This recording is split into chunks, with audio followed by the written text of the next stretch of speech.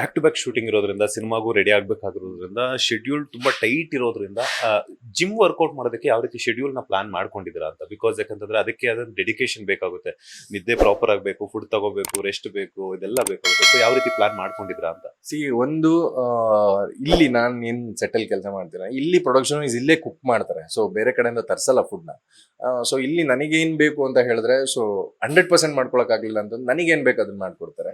ಇನ್ನು ಅಮ್ಮ ಇದಾರೆ ಮನೇಲಿ, ಸೊ ಏನ್ ಬೇಕೆಲ್ಲ ಪ್ಯಾಕ್ ಮಾಡ್ಕೊಟ್ಟು ಕಳಿಸ್ತಾರೆ. ಅಂಡ್ ಮ್ಯಾಕ್ಸಿಮಮ್ ನನಗೆ ದಿನದಲ್ಲಿ ಏನಿಲ್ಲ ಅಂತಂದ್ರೆ 8 ಗಂಟೆಯಿಂದ 9 ಗಂಟೆ ಅಷ್ಟೇ ಶೂಟಿಂಗ್ ಇರೋದು. ಇನ್ ಮಿಕ್ಕಿ ಟೈಮ್ ನನಗೆ ಫ್ರೀನೇ ಇರುತ್ತೆ. ಸೊ ಇದು ಬೆಳಗ್ಗೆ ಮಾಡ್ಕೋಬಹುದು, ಇಲ್ಲ ನೈಟ್ ಮಾಡ್ಕೋಬಹುದು. ಸೊ ನಮ್ ಜಿಮ್ ನನಗೆ 24/7 ಅವೈಲಬಲ್ ಇದ್ದೇ ಇರುತ್ತೆ. ಸೊ ಅಲ್ಲಿ ಹೋಗಿ ವರ್ಕೌಟ್ ಮಾಡೋದಕ್ಕೆ ಏನ್ ತೊಂದರೆ ಇಲ್ಲ. ಅಂಡ್ ನಿದ್ದೆಗೆ ಅಂತ ಬಂತು ಅಂತಂದ್ರೆ, ಸೊ ನಂಗೆ ಕಂಪ್ಲೀಟ್ ನಿದ್ದೆ ಪರ್ಸನ್ ನಾನು. ಎಲ್ಲಿ ಕೂತ್ಕೊಂಡ್ರು ನಿದ್ದೆ ಮಾಡ್ತೀನಿ. ನನ್ಗೆ ಆ ತರ ಈ ತರ ಜಾಗ ಅಂತೇನಿಲ್ಲ.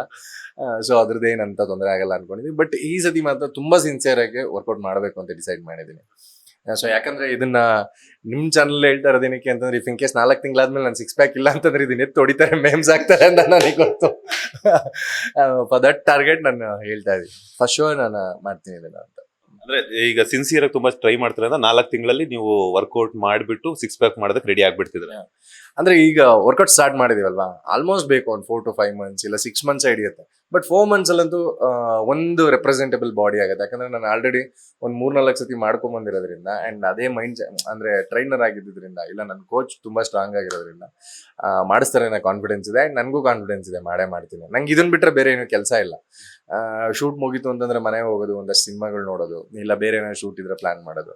ಅದಾದಂತೆ ವರ್ಕೌಟ್ ಏನಿಲ್ಲ. ಸೊ ಹಾಗಾಗಿ ಮಾಡ್ತೀನಿ ಅನ್ನೋ ಕಾನ್ಫಿಡೆನ್ಸ್ ಇದೆ. ಬಿಗ್ ಬಾಸ್ ಬಂದ್ಮೇಲಂತೂ ಚಾಮುಂಡೇಶ್ವರಿ ಟೆಂಪಲ್ ಗಂತೂ ವಿಸಿಟ್ ಮಾಡಾಯ್ತು. ರೀಸೆಂಟ್ ಆಗಿ ಯಾವ ಒಂದು ಪ್ಲೇಸ್ಗೆ ಹೋಗಿದ್ರಿ? ಅಲ್ಲಿ ಹೆಂಗ್ ಜನ ಎಲ್ಲ ಹೆಂಗ್ ರಿಯಾಕ್ಟ್ ಮಾಡಿದ್ರು?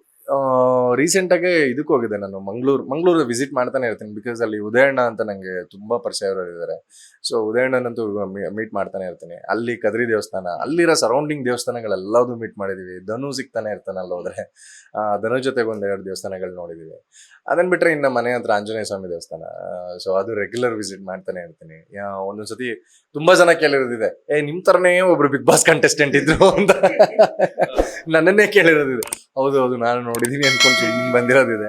ಸೊ ರೆಗ್ಯುಲರ್ ಆಗಿ ಅದೊಂದು ದೇವಸ್ಥಾನ ವಿಸಿಟ್ ಮಾಡ್ತೇನೆ.